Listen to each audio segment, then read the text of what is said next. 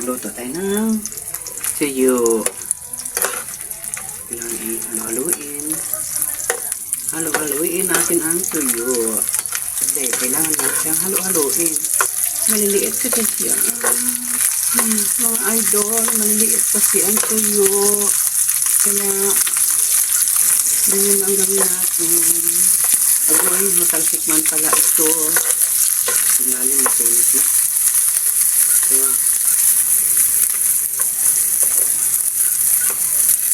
Kaya, hindi na matabang, sunog na. Sunog na. Hindi na yung mga sunog.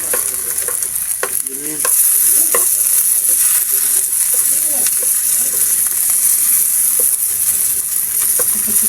Sunog na.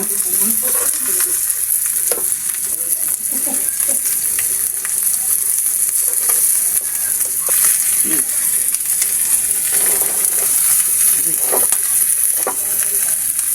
Diba, sunog na. Sana all pait na. Okay, mga lods.